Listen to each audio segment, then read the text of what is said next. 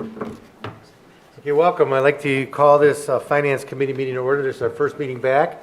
We have a lot of people in here today. This is great. I know everybody's excited to get going. We have a big agenda to go through, so let's get it started. Request for council action. We have a litany today, so let's start them. 24-151 expenditure, WRIS Web Services. 24-152 annual transfer request, parking fund. 24-153 increase expenditure, air gas MCRC. 24-154 increase expenditure, Heritage OP Aquatics MCRC. 24-155 increase expenditure, Paul Davis Restoration fiscal year 20 CHIP project. 24-156 job creation grant payment, Carlisle Brake and Friction. 24-157 amend salaries and benefits code regarding payroll clerk classification job description. 24-158 Mast Parkway right-of-way dedication. 24-159 various zoning code amendments. 24-160 OHMAS specialized dockets project funding veterans treatment. 24-161 grant application 2024 JAG grant for the police. 24-162 establish new celebration fund. 24-163 state bid MNJ Technologies computer laptop monitor replacement. 24-164 budget amendments. 24-165 purchase one 2024 F-150 service department. 24-166 expenditure A&A Safety Inc. Street Department. 24-167 amend salaries and benefits code to full-time clerk, account clerk to the service department. 24-168 amend salaries and benefits code, add full-time mother equipment operator, street department. 24-169 amend salaries and benefits code, add second full-time sanitation laborer. 24-170 2024 city auction. 24-171 accept grant donation from Medina County Board of Development Disabilities. 24-172 EPA Brownfield Assessment Grant for former Yost Sunoco property. 24-173 interurban building relocation and use. 24-174 cybersecurity grant application. 24-175 bids airport hangar apron improvements. 24-176 design discussion US 42 resurfacing. 24-177 design discussion North Huntington sidewalks. 24-178 utility easement for Legacy Hotel project. 24-179 expenditure and agreement with Grail Inc. Fire Department cancer screening. And 24-180 amend ordinance 9523 increase estimated amount. Could you read that again? So there's a lot of things. I'm sorry, I missed that. Could you repeat it? I hope I didn't miss anything. So the first item this evening is 24-151 web page update for RIS Web Services IT. Sergeant Zaremba? Hi, I'll start with this, but I want to first thank Jared for his efforts in our Citizen Advisory Committee. This has been an ongoing project for at least a year, if not more. We've been talking about it.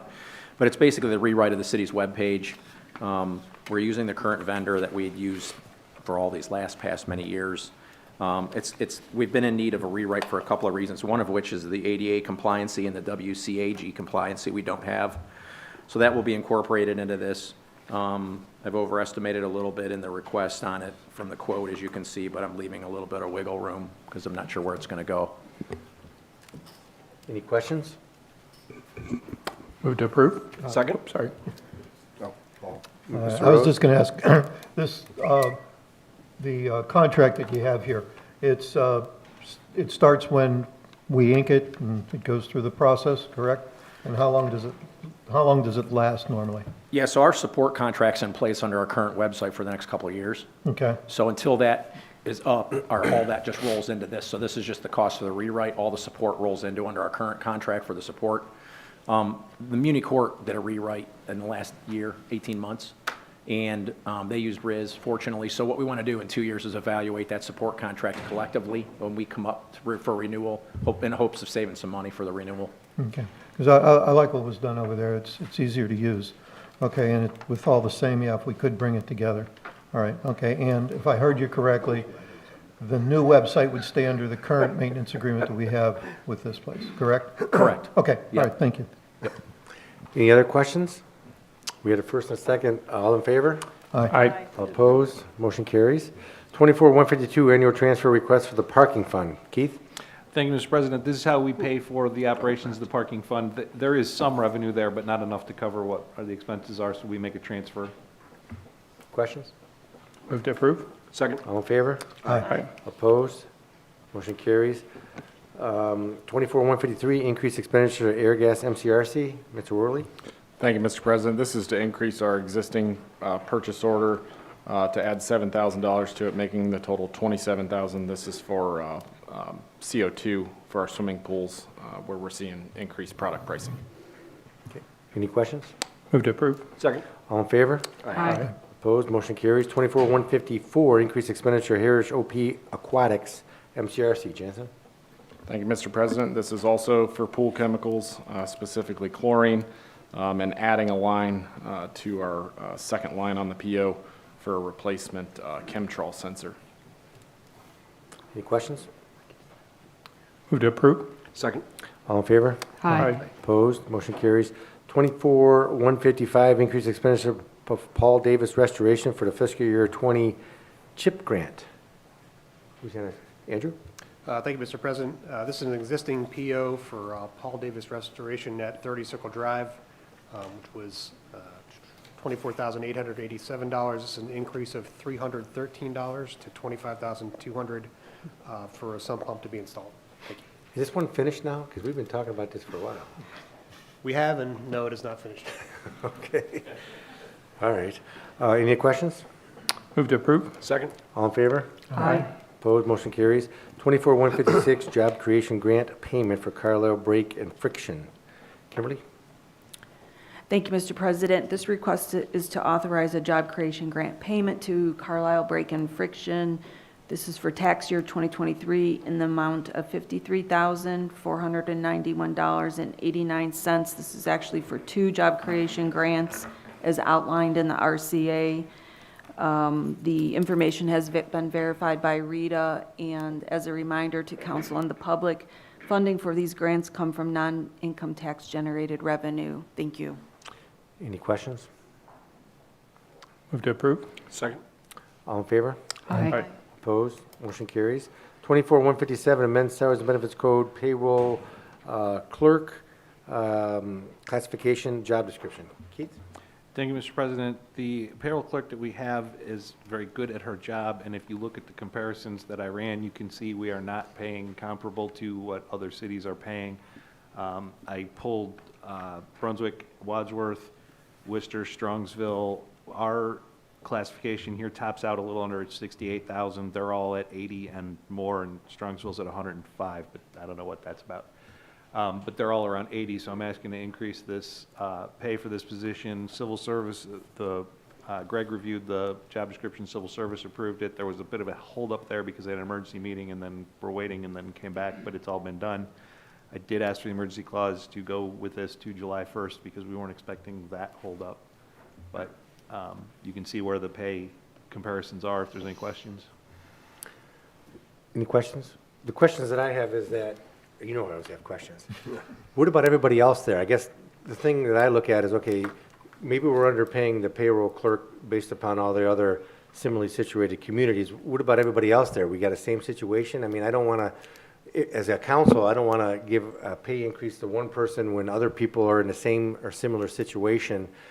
And did you look at it, other people, like you have the payroll clerk, you got a receivable clerk, what about those clerks? Where are they at? We did an increase for accounts payable a couple of years ago, because and this is what we're trying to avoid here. The reason we did that increase was because we had really a hard time filling that position, because where that pay was relative to other jobs in the city, people that were eligible for it simply weren't interested because it was a lot more responsibility and not more money.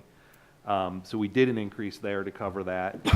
I understand what you're saying, and we could go out and hire somebody to look at the positions globally across the city, but right now my concern is I have a payroll clerk who's being substantially underpaid, and I don't want her to get poached and go someplace else. No, I get that. I'm just worried about, is there going to be a morale issue with the other people? Or are they in the same? I just don't want to, our job, I think, here is to look and make sure that at least everybody's fairly compensated for what they do.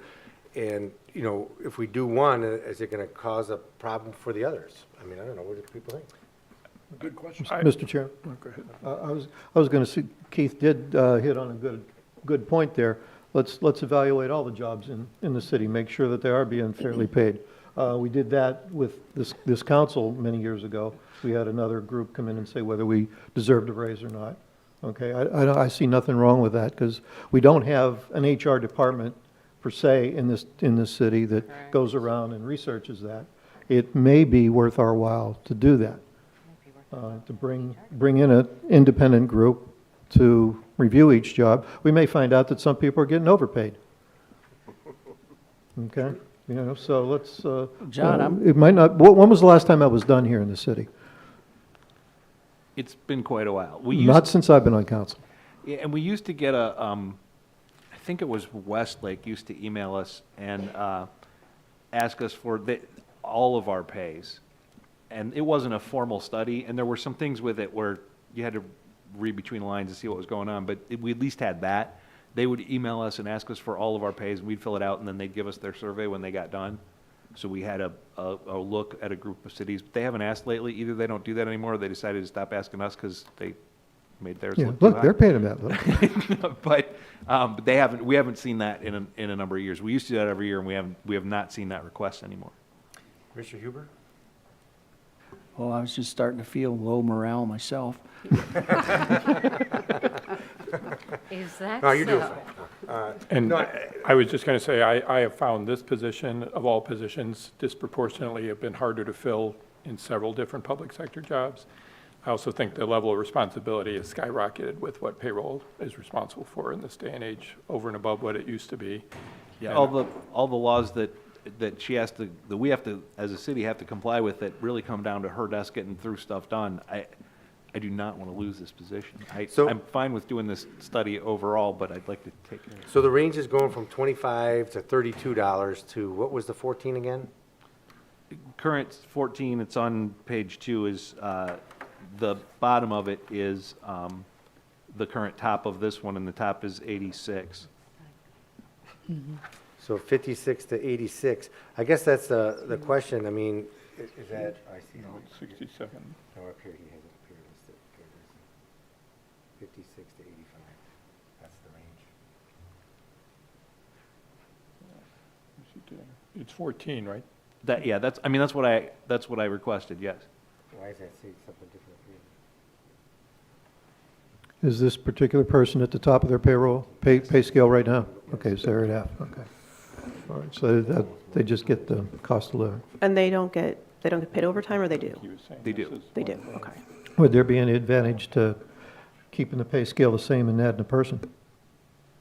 And add, Adding a person, because I'm thinking, okay, if this person's got to keep track of all these laws and rules, you know, maybe we need to get two people to help break up that so one person isn't all buried in one's. I understand what you're asking, and I'm not going to say there aren't times when it would be helpful to have another person here.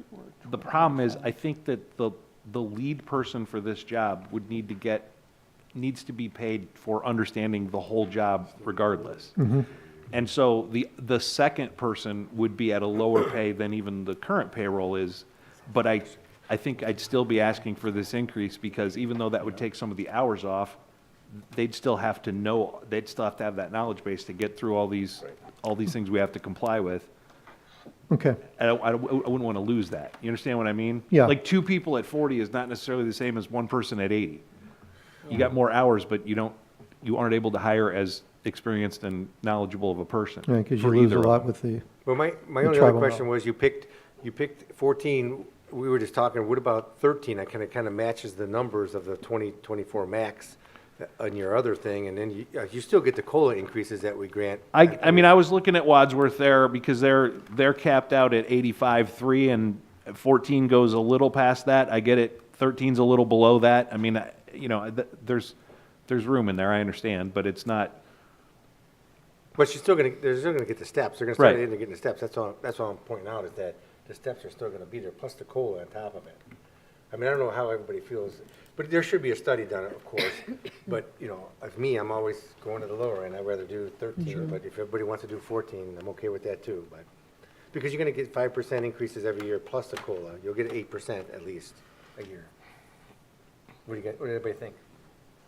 I think that we should give Liz a raise. Oh, no, I think we all agree with that.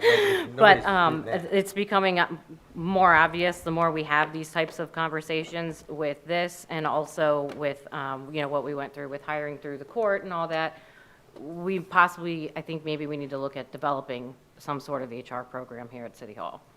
It's becoming pretty obvious that it's something that we need. That's my takeaway from this whole thing. I also think we should reevaluate the salaries and the wages here in the city. 25 to 32 is, I agree with John, it's a Way big too jump. low. It's a big jump. But I know how busy they are and what they're responsible for. I'm not so sure I'd go that high. What do you guys wanna do? I feel comfortable with the 13, with the. Because we always can come back and change it if we do the study and it's higher. But that puts it in a range where, you know, we're not as high as Wadsworth, but we're kind of with all the other ones. That's the only thing I thought. Brunswick and Worcester, we're kind of with them. And plus, it's still going to be a pretty big pay increase. It's not going to be a minimal pay increase. I mean, the only thing is topping out is the question. Functionally, the raise will be 5%, the immediate raise will be 5% irregardless, because there's 5% between each step. You get a raise, you go to the next step. So she would get 5% either way. Where it makes a difference is 2 years from now, Right, that's right. because it's how long it takes to top out. That's right. Mayor? Well, I'm fine with what council wants to do with this. I'm not in agreement with the fact that we need to do a salary study equates to having an HR department. I think we've handled things pretty well here in the city. I do think we need to do a study. I just need clarification from the council. First, we were talking about doing a salary study of the finance department, and then it seemed like that morphed into doing a salary study across the board. I'm fine with whatever the council wants. It's just when we do the request for proposal, I need to know what we're doing. Are we doing a department, or are we doing the whole city? Well, I think going back to what we used to do, what Keith mentioned, I don't know if we can have Kathy contact Westlake again and get the numbers. I don't think we need to do a proposal and have a third party try to do that. If there's another community that already puts all these numbers together like they used to, maybe we could figure out that it still happens. I mean, that would be. I can certainly check if Westlake's doing that anymore. Like I said, they used to always email us, hey, will you give us our salaries? And then the deal was, if you give them to us when we're done, we'll give you our survey. The main shortcoming to that, so you know, is sometimes the position titles are not reflective of the same thing here as they are at another city. And at one point, I remember looking at rec center managers. This is just an example of that, but rec center managers in one city were like minimum wage. Well, rec center manager in one city meant like the shift manager here versus rec center manager in another city was the person who runs the whole operation. Right. So sometimes those titles can be misleading versus a study, they're going to give you a lot more information, but that's up to you, and I'll definitely check with Westlake and see if they have that still. Mayor?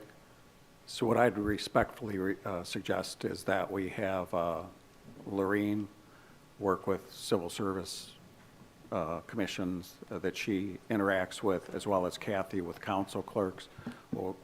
Anybody that's done a recent survey, try to draw the data from both of those, present that to the council. If that seems to be enough information for you all to make a decision, or if you think it's not and would like to bring in an outside consultant to do an overall study, we can get prices on that. But I guess I'd rather try step A before we move to step B. No, I agree with you, Mayor. I think overall, a lot of the positions in the city are fairly compensated based upon our population, based upon all that stuff. I think we've been through this a lot.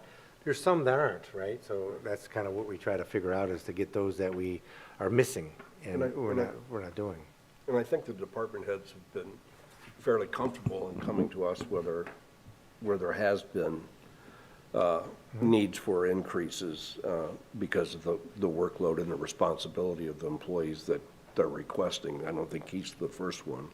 As far as the HR director, position, I'm more than comfortable with what we have set up now. It's not always going to be that way. The back and forth between the schools and the city, but right now, it's a great savings to the city, and the knowledge base from the school's HR director is more than comparable than anybody that we could probably hire for the position. So I understand people's concerns about having an HR director, but I agree with the mayor that I think that we're pretty well covered on that. Thank you. Natalie, anything? So, I just want to understand, so all these positions then are subject to overtime? I just want to make sure. Yes. Okay. No, Laura used to. Everybody okay with it? Okay. And Keith, I can help you. If you want to create your own, if you want to grab the one from Westlake, I can help you with. Okay. We do it across several districts where we gather the same type of information and try to get apples to apples by putting some additional questions in there that helps you figure out if Okay, positions. because I know that came up before where some of them are, positions don't necessarily do the same thing, so. So I think, nothing against the 14, but I think there's comfort with 13, so we figure it out. And it's still a pretty good raise, and, it gives us time to figure out if we're In the ballpark. right. So I'll make a motion to move it to 13 now, step 13, and then we'll further review of all positions, including this one, with the emergency clause. And it has to be retroactive does it have to be retroactive to July 1st? Is that what you asked for? Yes. Yeah. Second, including the emergency clause? Anybody have any further discussion? All in favor? Aye. All opposed? Motion carries, okay. 24-158, Mass Parkway right-of-way dedication. Patrick, is this you? Andrew? Andrew? Patrick, Andrew, anybody wants to do it? Thank you. Yeah, Mass Parkway is the street that goes behind the Acme site and the recently constructed Ryan Homes development. It was built in 2017 and envisioned as a roundabout. It currently has 2 legs of the roundabout constructed. Really, the other areas south and west of it are developed or won't be developed. One's a kind of a stormwater basin. So this is a request to vacate the center of the roundabout, which is .0628 acres. So it's a grass circle in the middle, and then there's 2 pork chops to the side. So the grass circular area is owned privately by Albrecht, which is basically Acme. And there really isn't a use for that as a roundabout anymore, as there's only really 2 streets going in and out. So this is a request made by Acme to vacate it. It'll then be removed. The grass area will be removed and the pork chops will be removed during construction of the Acme. Thank you. Does this cause any issue? I would assume it's easier for snow plowing, of course. Is this mainly done to allow the trucks to maneuver easier, or what's the goal of this? Yeah, I believe that'll be the primary delivery entrance for their trucks, and going around the center circle that's grass is a little more difficult. And really, at this point, it won't be expanded, so there's really no purpose for it as a roundabout. Mr. Coyne? Oh, I'm sorry, Jim. oh, go ahead, Mayor. So when we discussed this with them, they did not realize that ODOT was going to be problematic, it's probably the best word I can use, in having full access for trucks in and out. And there is no possible way that a full semi with a trailer could make it around that circle. So the choice is, if we don't do this, the semi would have to go left of center around the circle, because their docks are going to be facing south towards High Point, and the intent is to come along the back of the building and back into the loading docks, and then exit onto High Point Drive. So it's critical that that island be removed, A, so they're not having to violate the law, and B, just for the ease of getting it in. And then once it's removed, they'll pay to finish it off and put the cement in, so it'll be a completely cement. Yeah, they'll remove the center circle and the pork chops for the roundabout. And I believe they're widening one of the access points as well. Any other questions? Move to approve. Second? All in favor? Aye. Opposed? Motion carries. 24-159, various zoning code amendments. Andrew, this is you again. Thank you, Mr. President. These are a variety of zoning code amendments, which were reviewed by the Planning Commission at a recent meeting. I'll try to go through them kind of quickly, as we've got a lot on the agenda here, and they're kind of in different areas. The first part is related to basically processes and review. So zoning amendments, variances, site plans, conditional zoning certificates go to our boards and commissions. They all had a little bit different processes. This kind of standardizes them and gives my position and the board ample time to process and review. The second part, starting on page 5, is fencing. This was actually at the request of the Planning Commission. It allows the commission to allow taller fencing in the side yard without the need for a variance. It also cleans up a couple of areas, such as when lots have double frontage, when you're fronting on 2 streets, back and front, your fence can be taller in the back. We have that a lot on Reagan Parkway. Page 6, roofed porches setbacks. We had a number of variances in the last couple of years when basically someone was putting a roof on their deck or a unenclosed addition where they needed variances. They were all approved. So this changes the code to allow them to extend into the rear setback a little more, so we don't have to go through the variance process every time someone wants to put an overhang on the back of their house. On pages 6 and 7, we have a substantial section on parking lot lighting. It's a little bit out of date. There's a lot of specifics in there and numbers to hit, which frankly are just about impossible on any given project. This kind of keeps it a little more open. Basically says you need to light up your lot, but you can't spill over onto properties, especially if you're adjacent to residential. Fitness facilities on pages 8 to 12. So fitness facility was previously in a definition called personal or professional services. That includes things like a barber, hairstylist, a bank. It's not really quite as related, so we took fitness facility out and allowed it in other districts, including the I-1, which is industrial. That's a little bit more common as fitness facilities are changing a bit. You get more CrossFit and things like that. They're more related to an industrial building. And the final part was for short-term rentals. So this is an Airbnb type situation. So currently we don't have any regulations for these types of uses. And they kind of fall in a gray area because it's a residence, it's rented out sometimes. It's hard to administer. We've got a lot of questions from people wanting to do it and not any direction. We haven't really had any complaints on Airbnbs or anything like that, but this is just to get it into the code, get some rules, so we have something to go by. So basically, it allows short-term rentals within 4,000 feet of the square, so it's mostly the downtown area. In the C2 and MU districts, which is commercial and a multi-use, it's permitted. In a couple of residential districts, it's a conditional use. So it's kind of a smaller area in the center of town. All the ones that I've researched so far are within this circle, so it's where they commonly are anyway. It also has some provisions. Basically, you can't have an event at a short-term rental and a maximum occupancy. So that's the overview of the zoning code amendments. Well, just a question, when you mentioned that short-term should be permitted within a little less than a mile from the square, I mean, why, what's that, what does it matter? I guess I don't understand. What is it, if it's the whole city, what's the difference? Is there an issue that people outside a mile, something happens? Well, I mean, basically, if you live at the end of the cul-de-sac and you have a short-term rental next to you and it's a different family in every night, that's not really that compatible with a lighter density residential use. If you're near the downtown, it's a little more dense. People are walking to the square.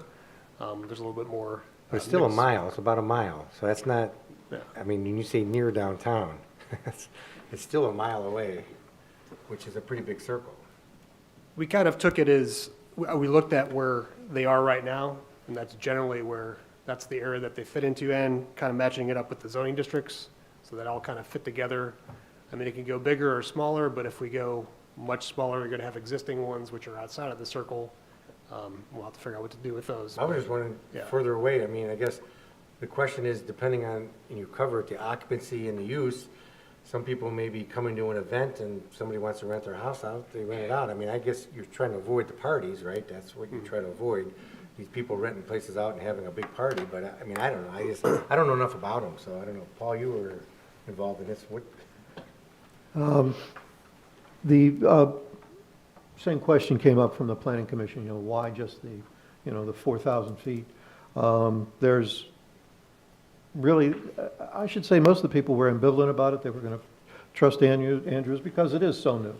And I'm thinking similar to John in that, so if somebody's 4,200 feet away, all right, and their area is dense, or like, say, back where I live, okay, we're up just at that cusp, okay? I really don't see many people renting out in my neighborhood, but there is that, unless you move over by Denny's, I don't know. We live in the same neighborhood. I don't know how that would impact them. I do agree that we do need something here to start and see where that takes us. I think this is a good start, and the couple of conversations I had after the meeting, I think they agree it's a good start. Give us a basis and then adjust from there. Because my only thought is, okay, I get the Airbnb. First of all, if you look at it, I don't know, holistically, why do you care if you rent your house out? But I do understand if there's a parties, that's what the problem is. But if there's a party anywhere, that's a problem, right? Because that's what you're trying to avoid, is to have these people come in and rent out a house and then have 500 people come to the house to have a party. But sometimes that even happens now with some events that go on, and it's taken care of by the police department. But I'm okay with whatever. But I would just bring up the question of, if I'm like Paul said, 4,200 feet away, it's like, well, why am I not allowed? I mean, I guess I don't know. I don't know. So and if something big was coming to Medina, and I live outside of that zone, but I'm like, you know what? Somebody wants to rent my house for $2,500 for a week? Have at it. I'll go hang out with my brother or sister or whatever. I mean, I guess along the same lines, like, why do we want to specifically have it be that? Well, I think you need to balance that situation to a situation as your neighbor is just a short-term rental, and every day there's a different, family or whatever at the house next to you, and that's all it is. So there's kind of a big difference between somebody who just does a short-term rental, occasionally, or that's a business. It's basically a one-unit hotel. And I'll note, researching this, a lot of cities have very detailed rules on short-term rentals. They have licensing. It's mostly bigger cities or college towns, but these are very brief and just kind of general. So we didn't try to dig in too deep or put any unreasonable restrictions. Well, the other question is, I mean, practically, how do you catch them? I mean, somebody looking at Airbnb for Medina, going to the website, seeing who's doing it. I mean, how would you even know? They won't share anything with you, by the way. I mean, how are you going to figure out? Most of our enforcement is complaint-driven. Yeah, okay. But also, I mean, you go on those websites, you see every one of them, so. Well, I know. I just didn't know if we were going to spend time going to the website looking at it, or, I mean, I don't know. I don't know what the enforcement of it is kind of going to be We'd probably unique. be complaint-driven predominantly. Right. And I think we're fortunate. I don't think we've had, because we do have quite a bit of Airbnbs, and I don't think we've had a multitude of complaints, have we, Chief? From at least the police area. No, from our perspective, we have not yet, but I can understand the potential of it and why we'd want to limit it. I mean, do we want to try it and then see if we want to modify So, it? are you saying you want to rent your house out? This, to a party? like I said, this is a starting point, and we'll find out where we have to go from here. We'll evaluate in a year, 18 months, and go from there. I get it. It's just always odd to me when we adopt things where we don't, I mean, us, meaning we don't really understand them, and then we don't, I guess I don't understand what the impact would be on people who live outside 4,000 feet, like bringing your example up. Does it matter? Does it not matter? This is one of those things where we're just kind of guessing. Based upon other communities, of course, but for the city of Medina, we're guessing. No, it's a good starting point. I agree. All right, just bring up the issues. Move to approve? Second. Any other questions? All in favor? Aye. All opposed? Motion carries. Thanks, Andrew. I just asked the question. Yeah. No more questions. 24160 OHMAS. Mr. Chairman? Yes. One thing, the Planning Commission did pass this under the, with the, pending the approval of the law director, because there was some wording, in particular with what some 45-day versus 30-day, and I had it here and then I lost it. But did you have a chance to review these updates, Mr. Huber? No, Andrew never asked me about it. So we want to amend the motion, subject to final approval of law director? Thank you. Second. All in favor of that amendment? Aye. In Aye. particular, Mr. Huber, would be 1153.02, Part C, review by the Planning Commission. The way it's worded, it was a little cumbersome. I just want to make sure that it's clean, that's all. There were a few other things too. Andrew has the notes on. Okay, thank you. Thank you. 24160 OHMAS specialized docket funding for the Veterans Treatment Court. Cindy. Thank you, Mr. President. We were awarded another $75,000 in grant to our Veterans Treatment Court, and I'm asking for the emergency clause because the grant cycle starts July 1st. Any questions? I just want to Yeah, point I out, do. there's a bunch Oh. of, Goes to June 30th, 2054? Sorry, it was 2025, sorry. It's- I okay, so noticed it's that after I had sent To it June in. 30th, 2025. 2025, yes. Okay, thank you. It's a really good grant. Awesome grant, yeah. I'm going to, $1 a year. I'm going to abstain because I'm on the Adam board and it's flowing through the Adam board here, so. Okay. Move to approve with the emergency clause? Second, including the emergency clause? All in favor? Aye. All opposed? Motion carries. Abstention, one Oh, abstention. any abstention? One abstention, I'm sorry. Got that. 24161 grant application, 2024 JAG grant for the police. Chief, is this you?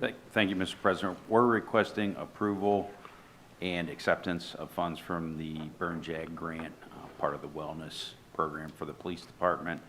We'll cover the cost of Galleri early detection cancer blood screening tests. I thank the fire chief, Larry Walters, for doing all the research on that. We're just piggybacking. I think his item is coming up a little bit later in the agenda. The full amount is $27,258. Thank you. Any questions? Move to approve? Second. All in favor? Aye. Opposed? Motion carries. 24162, create new celebrations fund for the associated transfers. Keith? thank you, Mr. President. When we created the bicentennial fund back in 15, I didn't think, and I don't think anybody thought at the time, that we would actually raise more money than we spent. So the city had done an advance, and then the intention was that when the whole thing was over, we would repay whatever we could, and the rest would just become a transfer, and that would be it. Well, they actually raised enough money to pay for it, and we have a little bit of money left over in there.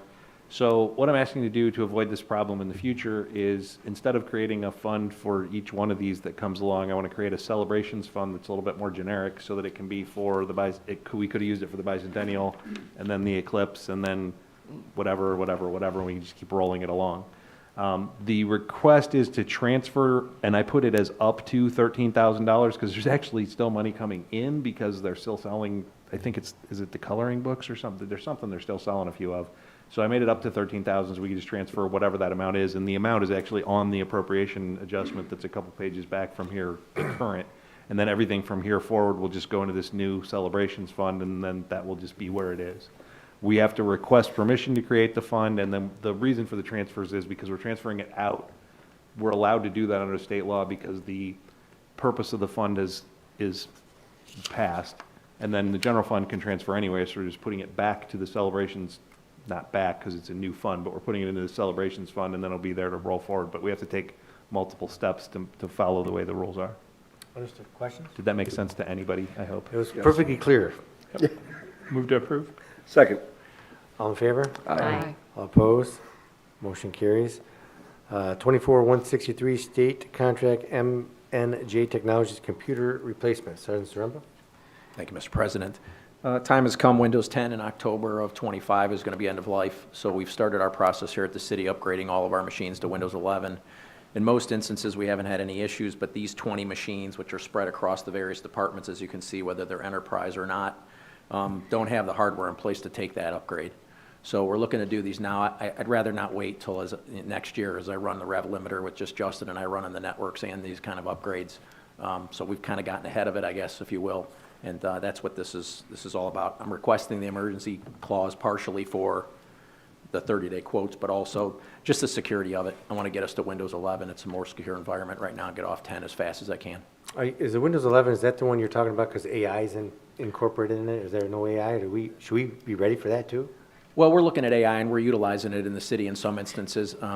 As mentioned earlier, the police chief bought a software package for video redaction for both body cam, car cams, auto redaction. That's an AI-driven machine, and it's really impressive. And so we've found that we've had to buy new machines that are beefed up, extra video cards, extra memory, extra hardware, extra processors, extra power supplies. And we're doing that to encompass that as these things come about. But as a general rule, you know, the Windows desktops that we utilize here at the city are state bid. They're not sports cars, if you will. We don't quite need those yet. But, you know, as AI moves forward, we'll have to assess, just like we have in this instance, in this small quandary in the police department, and upgrade as needed. But right now, you know, a very basic machine with a good security system, you know, antivirus solution, and operating system that's patched and up to date, sitting behind our firewalls is generally a safe place to be. I know, because things are moving fast, I'm just saying. Yep. Before we know it, Yep. we'll be talking to computers all the time. Going to have AI John up there. Move to approve with the emergency clause. Second, including emergency clause? All in favor? Aye. All opposed? Motion carries. 24-164 budget amendments, we have 8477 transfer for vehicle purchase for the sanitation department. Neil? Thank you, Mr. President. This was submitted in anticipation of item 16, which is the request for a pickup in the service department, which is sanitation, transferring funds to complete the PO amount. Move to approve. Second? All in favor? Aye. Opposed? Motion carries. 2440 probation grant Valor Court. Cindy? This would be the grant that we received from OMAS, the $75,000. So this is, what is more than that, I think it's other things too. There's a whole lot in here because it's been a while since we've done this. Legal services, that's covering a shortfall. Contractual and general administration and office supplies, we had a bunch of Eclipse stuff as the next 3 or 4. The celebration transfer is in there, covering wages in the state highway fund. Then there's a whole bunch of probation supervision and Veterans Court grant. Those grants run, the state's fiscal year is July to June, so that always ends up not lining up with our budget. So that's why we always do that in the middle of the year. And that's when we talked about before. Then you go to the next page. That's a CHIP, that's 138, and then the 160 funds are court funds where they get fees from people that pay those, and this is to spend the money that has come in from those things.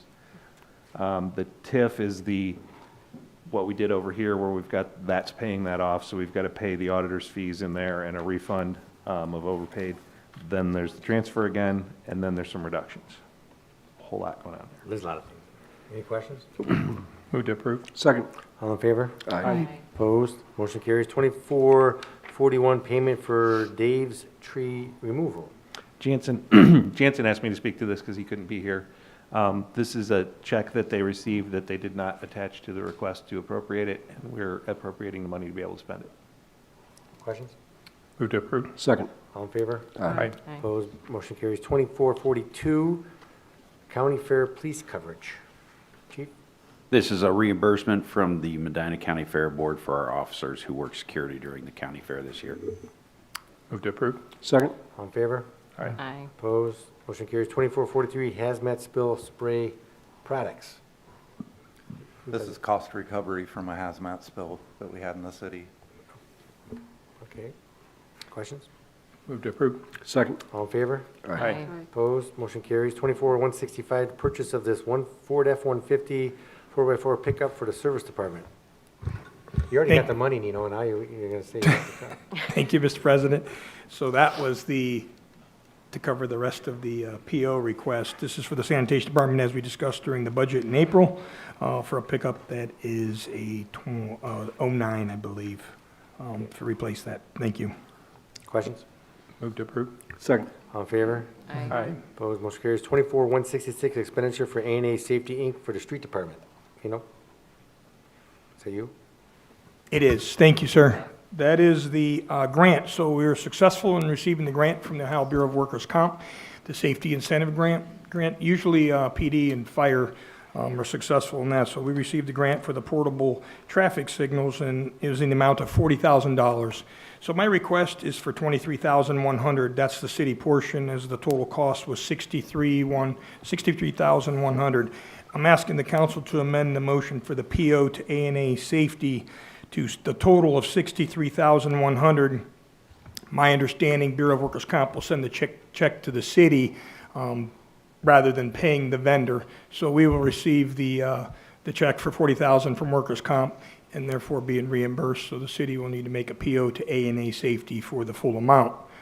We are not in a hurry, so obviously it'll go through, rather than being just finance only, it'll go through council then on September 9th if you all pass it through.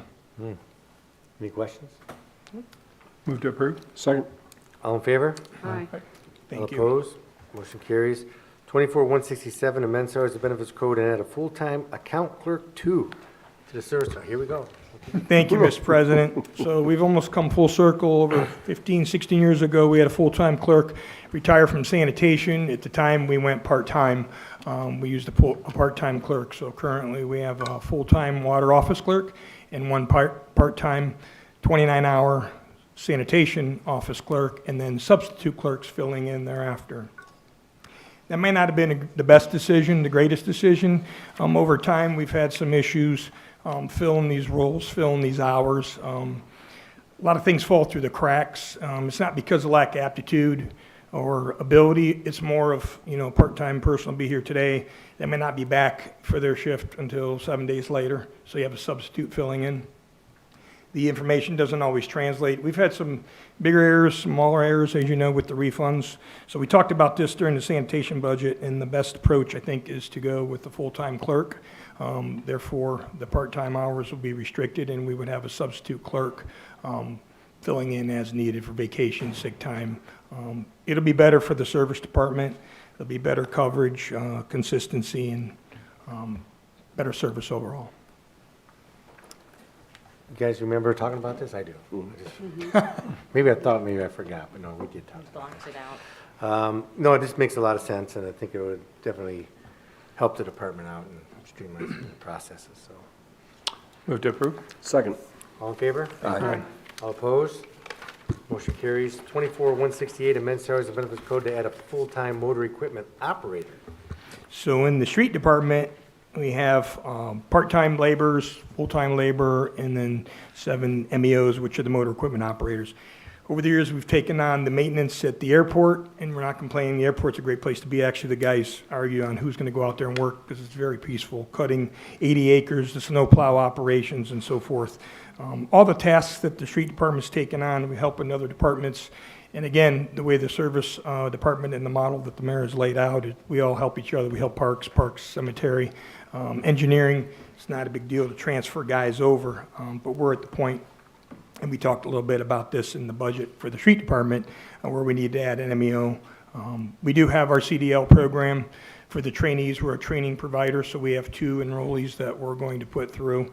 So we're hopeful that we can bring those folks up and continue the rotation. Questions? Move to approve. Second. All in favor? Aye. Opposed? Motion carries. 24-169, amend salaries and benefits code to add a second full-time sanitation laborer.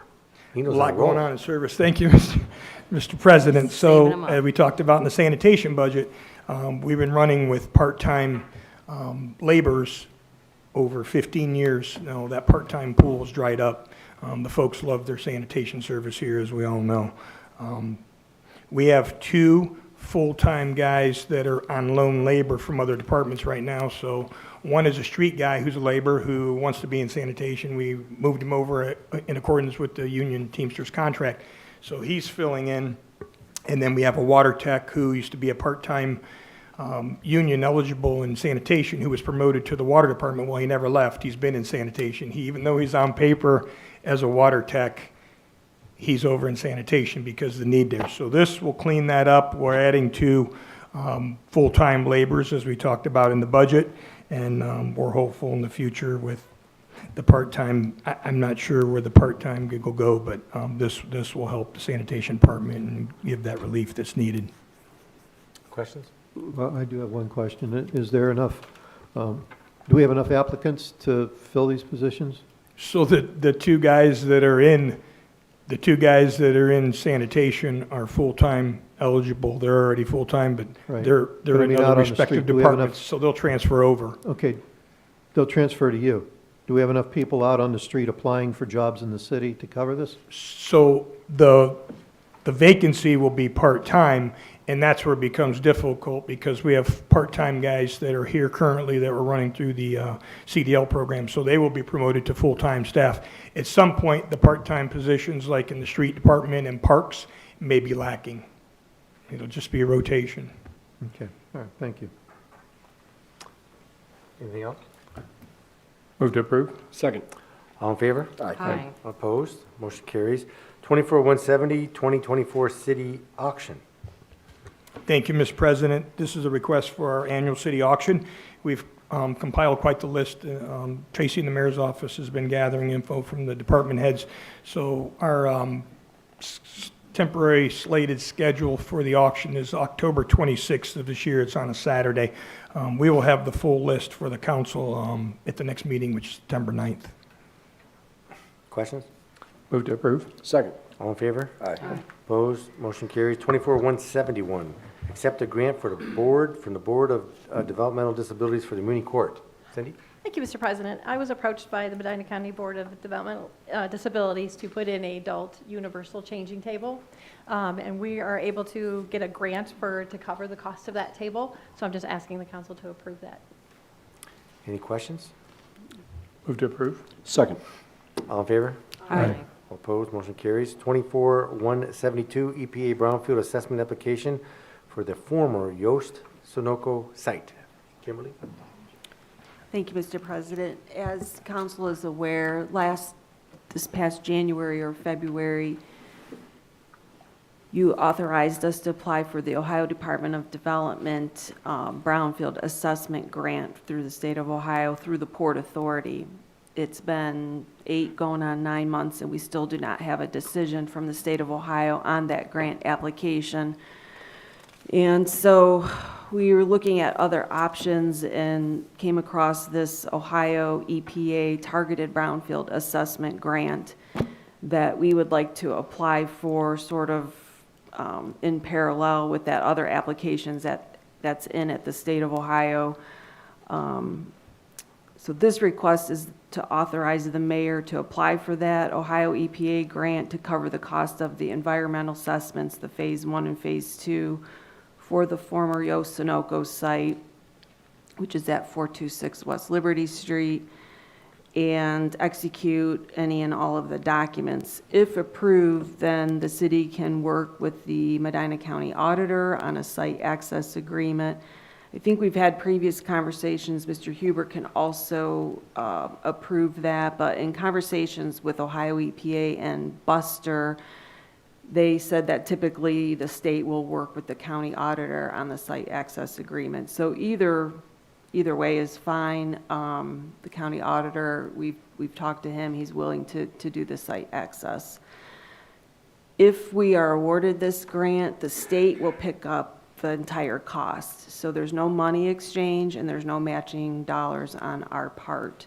So our hope is, if we are approved for this grant, we can get those assessments done, find out what we're dealing with, and then later this year, the rumor is that the state's going to roll out another round of brownfield remediation grants, and then we could work with the land bank or whoever we need to work with on any potential cleanup that's needed. So we are requesting the emergency clause just so that we can get this grant application in, because it does take a couple of weeks for the state to review and approve. And we've had really good luck with this on other sites, so I'm a little more confident in this grant versus the ODOD one.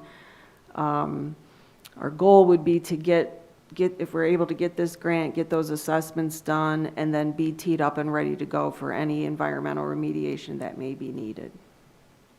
Thank you. Very good. Yeah, it's been a long time. Yeah, I'm calling this Plan B. Okay. Yeah, Plan A doesn't seem to be working out. No, so- it's very slow. They're kind of moving at a glacial pace right now, and so I just feel like we need to try something different. If the state comes back and awards us that grant, we could still look at that, but that was the one where we had the matching monies, where this one doesn't have a match, so. Questions? Move to approve with the emergency clause? Second, including the emergency clause? All in favor? Aye. All opposed? Motion carries. 24-173, the interurban building relocation and use. Who's handling this one? Oh, Andrew. Thank you, Mr. President. So the interim building is the small yellow building in the northeast corner of the Feckley lot, which is owned, both the lot and the building are owned by the city. The interim building was originally in a different location near 42 and Stonegate, was moved to a city facility for a number of years, and then in 1991, it was moved to its current location by the city and the Community Design Committee together. As I'm sure you're aware, we have a hotel project going on right next to that building.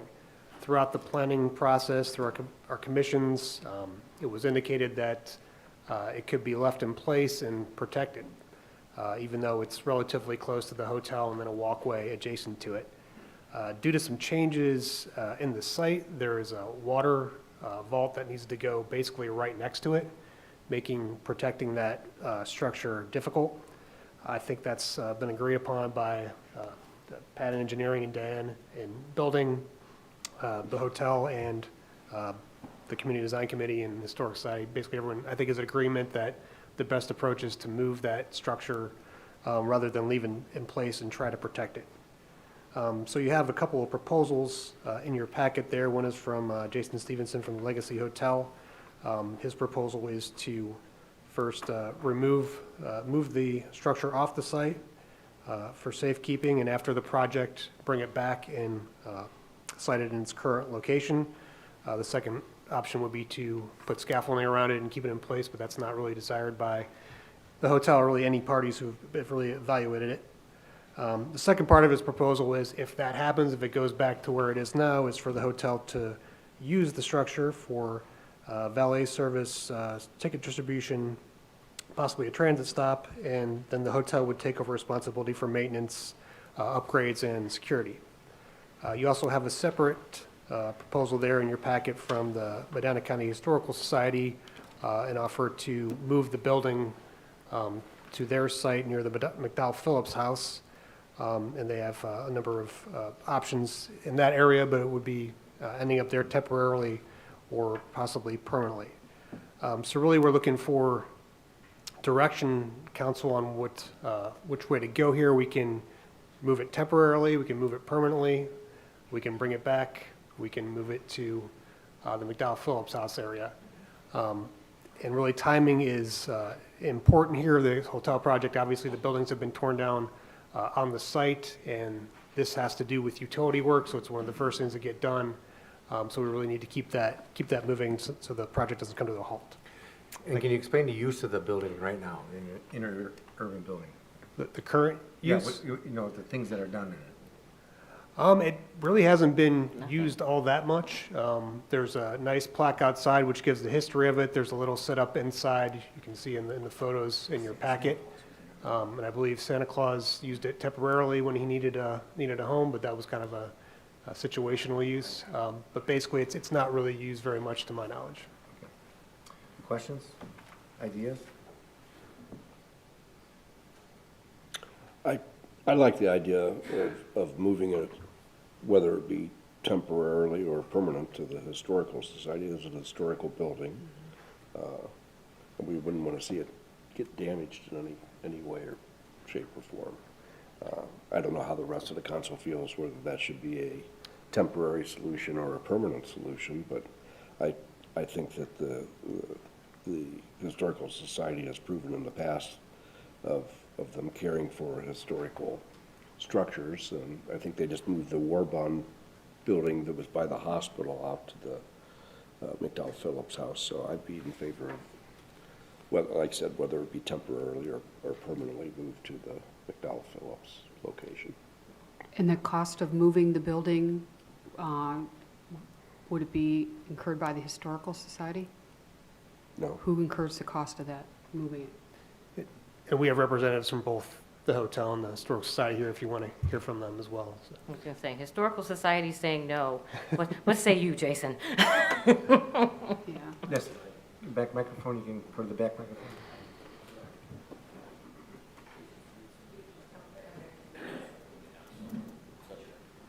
Everybody, Jason Stevenson, 3991 North Jefferson. I don't know if we have to do that, I was late, apologies. Yeah, I think we would certainly, you know, it's not our property, so we intend to make sure that it's protected in one form or another. The protection options through construction are not ideal and pretty expensive. It's just my expectation, although, Andrew, I don't know if we have a definitive cost associated with moving it, but certainly we would contribute to the cost. I don't know what that number is, but, you know, it's our construction affecting whether or not that building can stay exactly as it is or needs to move. It's really to the project's advantage, probably to the building's advantage and so on, for it to at least move off-site during construction, because we've got to dig big trenches on it, or excuse me, underneath it and around it and a variety of other things. So it moving, if not permanently, at least temporarily, is probably to the building's advantage. And relative to cost, we don't know how much it's going to cost to move it, but certainly it's less than protecting it. Right, I think my only concern is whenever you move something and take it off a trailer and try to put it back on it, you risk damaging. And it's gonna get damaged anyways, just because of the vibrations or anything. So I would think that if we're gonna relocate it temporarily, just keep it on the trailer. And then, I mean, I don't know, it seems to me that having it downtown where the most people are gonna be, and it's been downtown for 30 years, maybe that's where it should stay downtown somewhere. Now, I don't know if it goes back to the site or if it goes some other location downtown, but it seems to me it's a building that should be enjoyed by all the events that we have on the square. And I understand what you're saying, the historical side, not to say that you guys don't get a lot of people there, but I guess if it's downtown where it was originally put by the CDC and the city for a reason, maybe it should stay there somewhere downtown. Mayor, I don't know if you have any thoughts. I can add to that. I mean, I don't know, can I talk? Yeah, sure, go ahead. Sorry. Go ahead. Yeah, I guess. I think I've gone either way, it seems like. You know, it's our own perspective that building deserves, you know, the sort of honors that it's earned, right? It's been around over 100 years. It's a major part of what helped the community grow. The Interurban Railroad's got a wonderful and storied history in Medina, and we intend to honor it. I mean, we don't intend to do anything other than give it a long-term home. We're going to create naturally foot traffic and people in that area. No offense to the other sites that are probably a little less trafficked, but I think the best place to honor the building is to give it the most visibility possible. I think, to your point, it's where it is for a reason. That's where there's foot traffic, that's where there's people driving by, that's where there's traffic, so it gets an opportunity to be utilized. We put together a pretty broad and nebulous proposal suggesting a wide variety of things that we might use it for if it were essentially put back effectively on its current footprint. Valet seems to get the most concern, and I'm sensitive to that particular concern because all that activity could certainly work to dilapidate the building. I don't know for sure, but my expectation is that probably any actual valet work would be done inside the lobby. If you go to most hotels, the valet stand and so on is a little booth kind of inside the lobby. So I can see situationally us using it for all kinds of reasons, but all of them are going to be in honor of the building and in the best interest of the building. I mean, we've put it in all of our renderings. It's you know, it's an important part of the community. The hotel is an honor to the community itself. We call it the legacy because we want it to be a legacy for the community itself. It's going to be a Medina-centric building. We think it would be best in that spot. We're also not opposed to it moving. I mean, we can live with either thing, frankly, but just in general, as a member of the community, I think it's going to get the most visibility in front of the hotel and on Court Street there, but we won't fight it otherwise. I mean, we're open to whatever the city wants to do.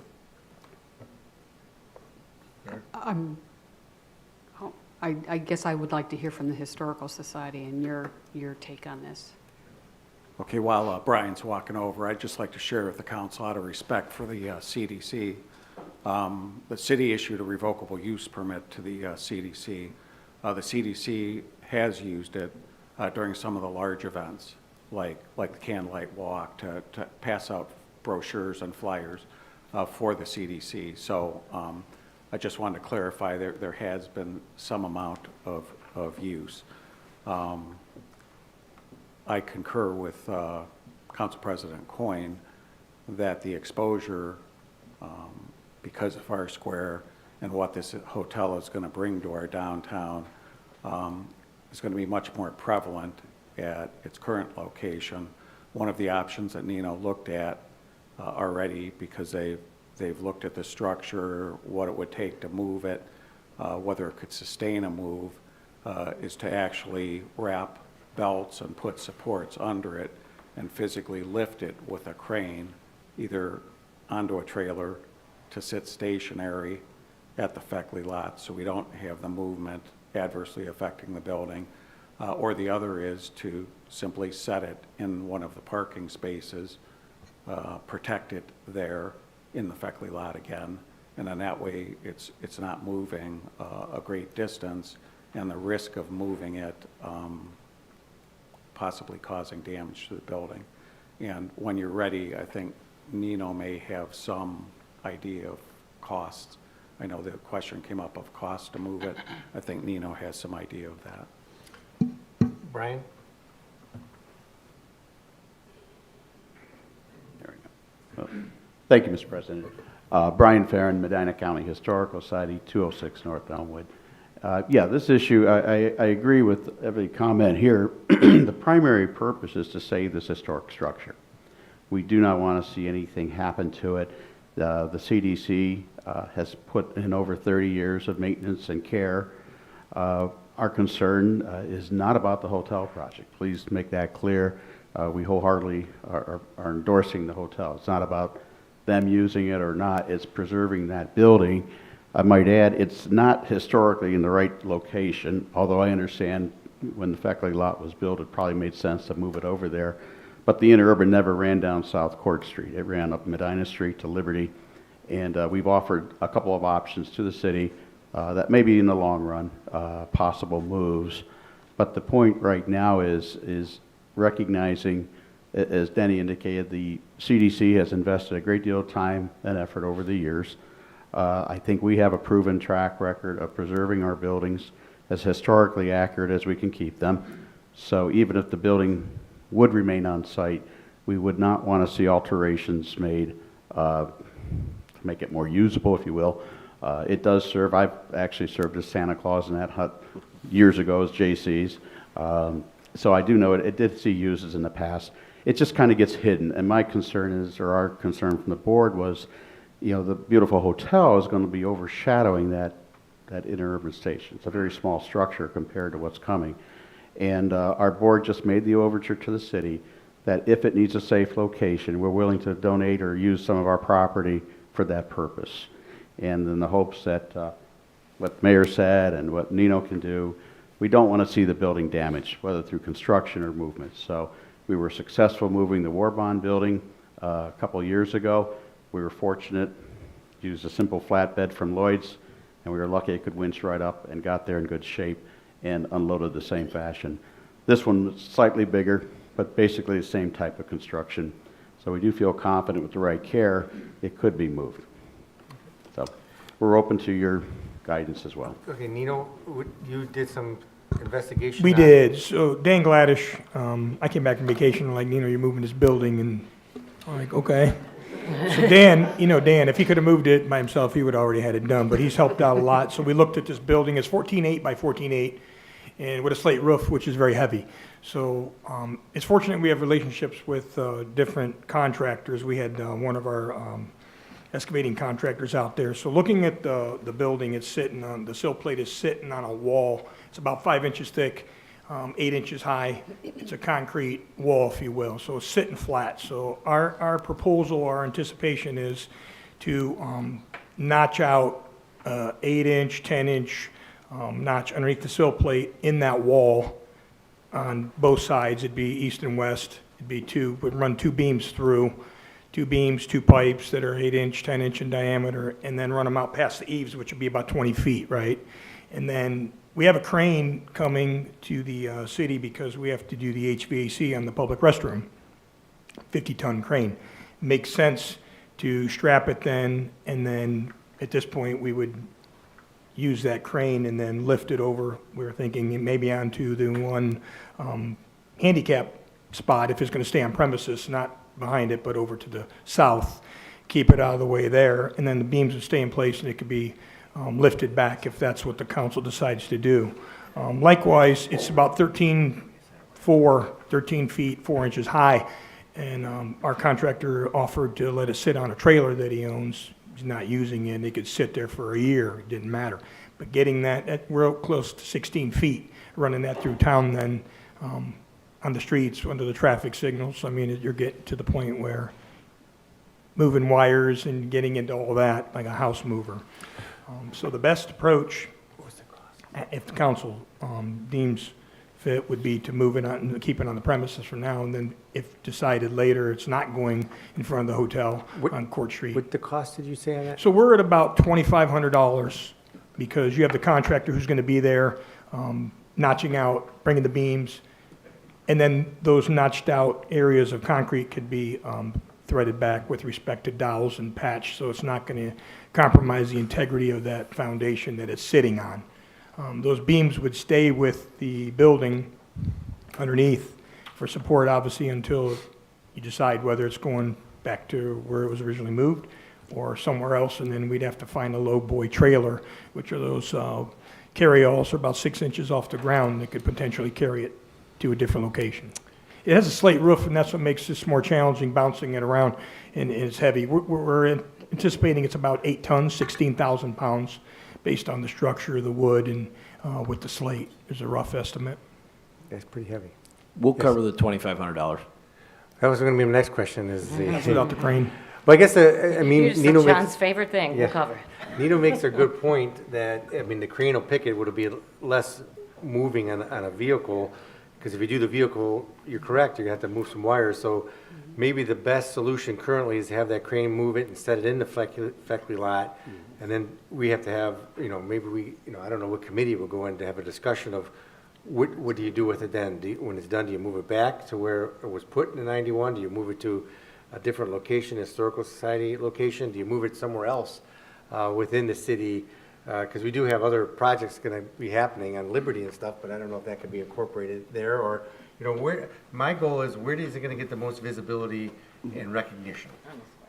So that's kind of what, it seems to make sense, because it's a unique building, and you'd want, to make sure that people appreciate it. Anybody, comments, anybody? Well, it sounds like the $2,500 option is both cost-effective and safe for the building, so I think that's a good solution. I don't know when we'll make the decision where it goes back to, but I do think, I agree that we'll get the most visibility if it goes back where it is currently.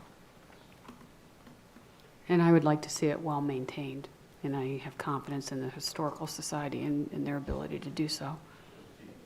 Or the CDC, yeah. Well, I think all the parties involved Yeah. would take good care of it, and they're all invested in the community, so. Paul?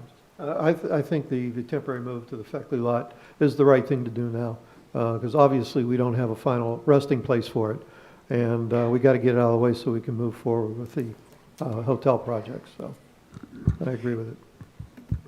If I may, Mr. President, the $2,500 is just to move it temporarily, that's not to put it back, and we'd have to reverse the whole thing where it was going. I just wanted to Understood. clarify. What's the timing of that? Did you mention the timing of that? So, our HVAC contractor was looking at next week, possibly is doing the HVAC at the public restrooms. So, since we're having this discussion, now having more information and talk to our contractor, but even in 2 weeks, it may not be next week, but it could be the week after. It's going to take some prep time, though. Sure.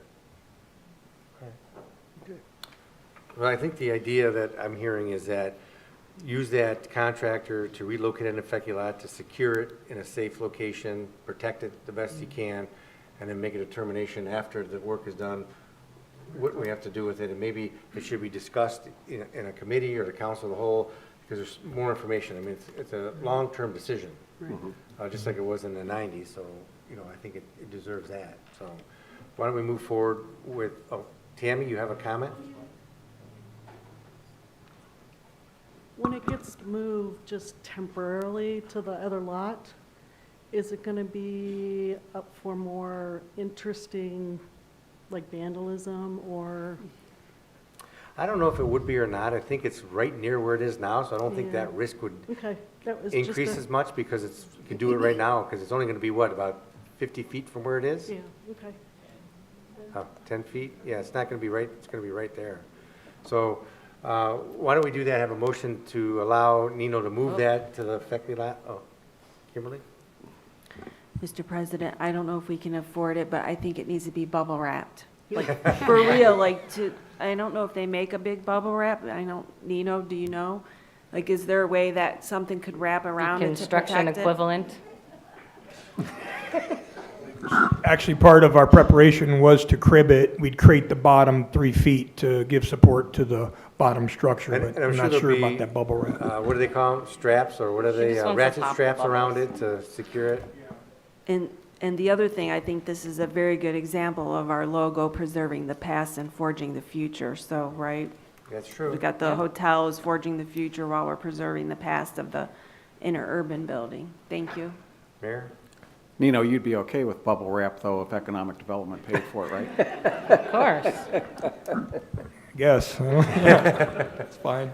We'll take it out of the JED fund. So if we can get a quote for that, let me know. All right, I'll make a motion to move it in the Feckley lot, utilizing the crane that's coming for the HVAC on the restrooms, to buy us some time to decide where the final spot will be with the emergency clause. Second, including emergency clause. And then the offer to pay for it, we'd have to do another motion to accept that donation to pay for it, because I think we have to pay for it first and then we get reimbursed. That's how, I think that's how it works. I'm sorry, last question if I may. So HSH is our contractor. Are we paying HSH, or, I mean, are you going to create a PO, or I got to go to Border Control? I think you have to go to Border Control. And In then 2 weeks. Then there would be a donation through Legacy, that's how it Okay, would be. so Border Control is going to be in 2 weeks. We can have a special board of control. Okay, Yeah, we'll get it done. that's cool. Just for you. So would this need to go to full council, or is It's this? all about Nino. I'm sorry? Will this need to go to full council, or no? at this I don't point? think it has to go to, I don't I think it's $2,500. It doesn't have to go to. No, it's too no. small. It's not, doesn't, I mean, it doesn't really have to go to finance, but we talked about it because it's. Oh, yeah, you gotta talk to Nino about that. That's. He's got the price on that. So any other questions or comments? All right, all in favor? Aye. All opposed? Motion carries. All right, thanks. All right, 24-174 cybersecurity grant application. That's me, John. So for Barbara, this is an opportunity for us, the state of Ohio set up grants specific to Ohio cybersecurity. And Darren and Justin have been working on this already. The maximum grant is $20,000 with a 20% match, so we would be committed to $4,000 if we're able to secure this $20,000. And we're just asking the council for permission to apply for and accept if it's awarded. Questions? Looks like the emergency clause was crossed out, so just, Yeah, I think Darren might have something to say. I hope. Thank you, Mr. President. Just real fast, over the last 8 months, I've been working with different companies as you've seen some municipalities getting attacked. Although Cleveland was shut down for a while, Columbus. So it's becoming more and more prevalent that they're going after smaller municipalities as well. So I've started reaching out to try to know what we don't know, right? This field has now created its own world, 4-year degrees in cybersecurity. When I started doing this 28 years ago, there's no such thing. You got a networking degree or a programming degree, and you manage networks, but you didn't have to worry so much about these security flaws, breaches, you name it. So what we're trying to do, myself particularly right now, is know what we don't know. And when I say that is I'm reaching out to the communities to find out where we might have vulnerabilities. Let's self-fact check ourselves. You know, I know that I have firewalls that are state-of-the-art in place. I know that we train our employees. I know that we have vigilant employees. I know that we have antivirus. I know that we've got eyes on every email coming in and out here every morning between Justin and I to verify what's coming in and out. The problem is we're not 24/7. We're not up at night, and that's when breaches possibly can happen. The other thing that happens is once these breaches happen, they run horizontally through the networks. Sorry. most people assume they're coming in through a firewall, they take control, they run there. Problem, the fact of the matter is a lot of the breaches come through employees leaking confidential information that gets them into the system. And network administrators like myself and Justin, we don't see the nefarious actors moving horizontally through our network, and that's where they do the most damage. That's where they get in because they're already behind the front level protection, and now they're rooting through your finance servers, they're rooting through your Active Directory servers and whatnot. So I've been trying to work with some entities that have protections in place to monitor these things for us behind, in addition to provide penetration testing, because it's one of the things we really want to add to our rapport, is making sure that our front line and our fences and our gate is closed. So we found some players that offer these solutions, they're software type solutions, and then this grant came in right at the right time to offer us some money that we could potentially put forward to it. Try this, see if it, the one entity that I'm looking at works out.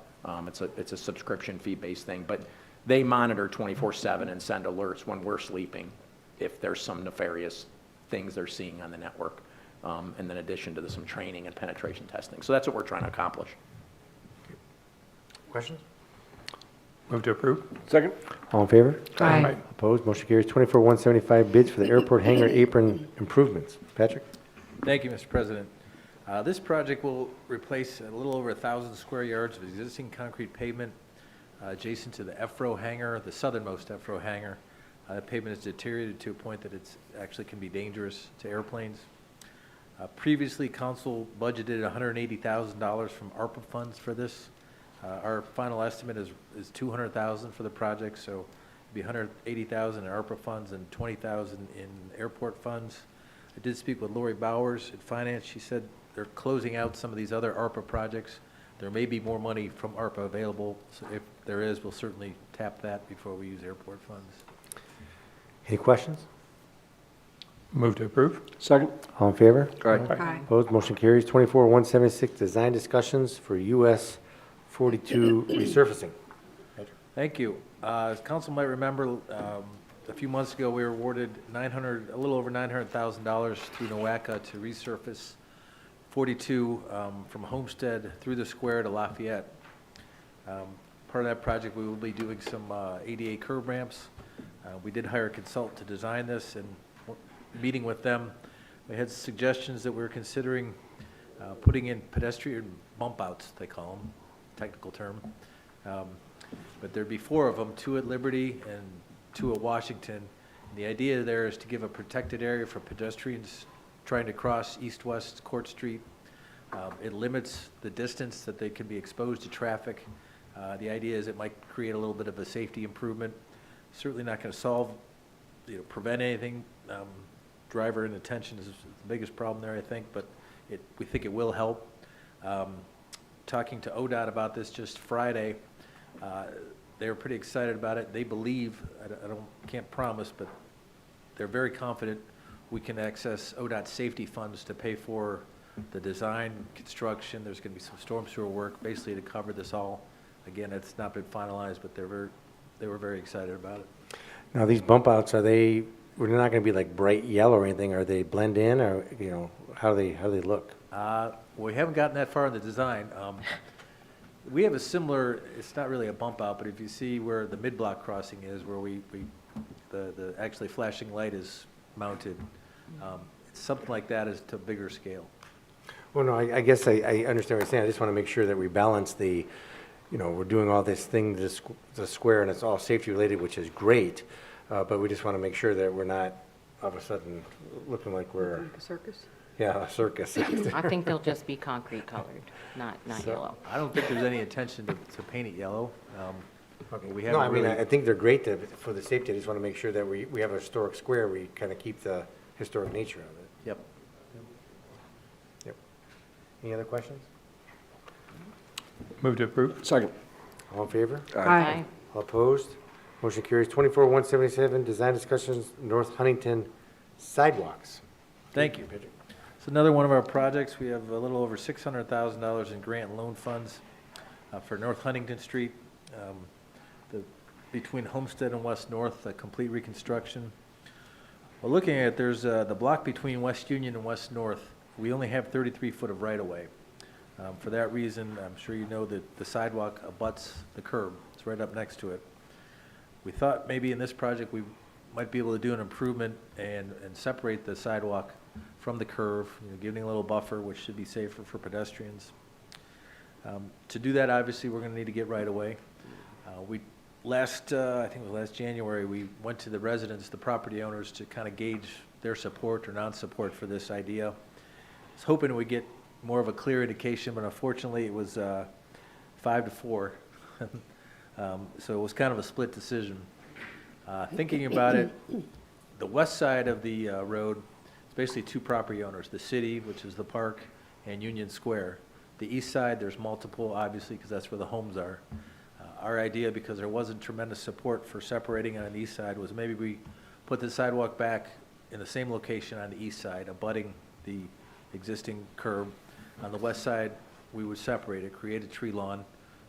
That will require us to get an easement from Union Square, but only one easement. And are they receptive? I have not spoken to them, so I couldn't comment on that. Well, that makes sense, but yeah, I mean, you're gonna make a modification like that. They have room, I think. Yeah. The other thing on the east side, if you ever went, there is a lot of grading issues and tremendous amount of tree removal that would have to take place, and that was, I think, part of the reason several of the people were opposed to it. That makes sense. Questions? Makes sense. It's good. Move to approve. Second? All in favor? Aye.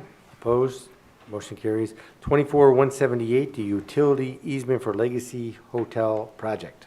This is kind of dovetailing onto the interurban discussion earlier, but the city does need to grant the Legacy Hotel an easement to install their water lines, some power lines, and some storm sewer on the city's property at the Feckley lot. There are going to be several easements that need to be completed between the city and the hotel. This is the one that is critical to them starting because it actually will allow them to begin work on our property. The other ones are like cross-access easements, stuff like that. They'll come, but later. But this one is time contingent. If the city is agreeable, we would grant them this easement and they would install and perpetually maintain the water line, power, and storm sewer. No, is there an emergency clause on this one, or No. No. I did not put the emergency clause in, no. Do you need it? Probably not, because we haven't received the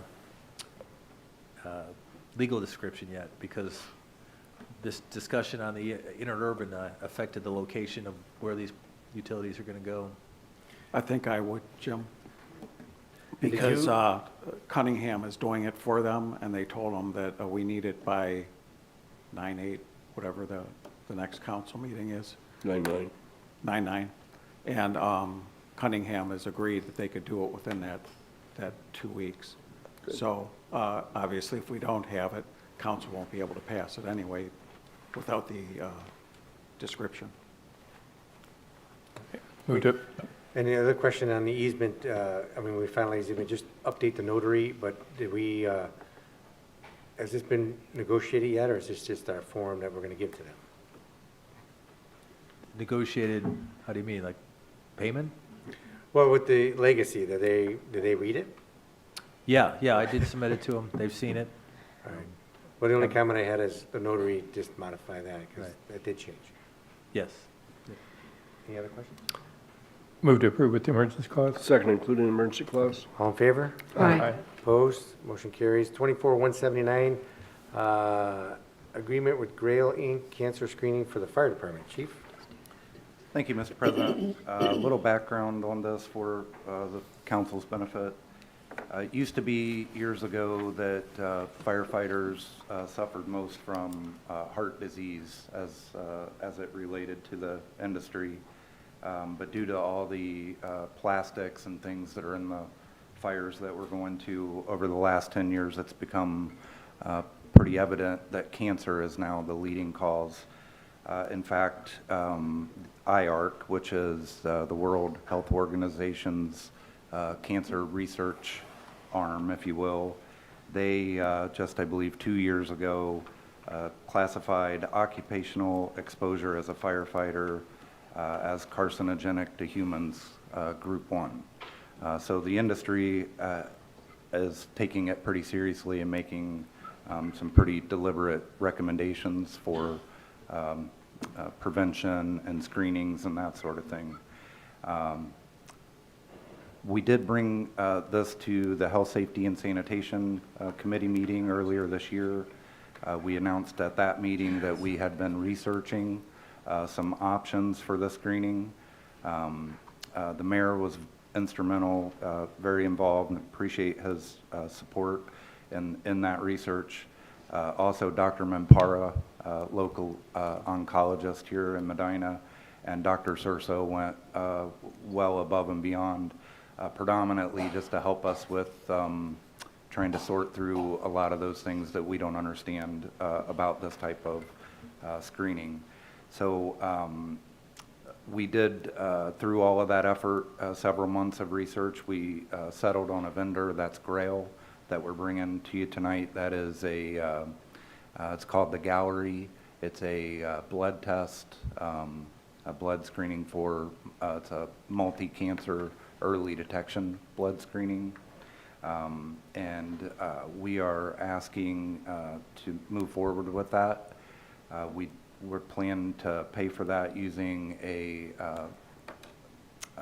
donation that we received earlier this year from the Park Foundation, and we're requesting the emergency clause as this screening is very popular and it's difficult to get on their schedule.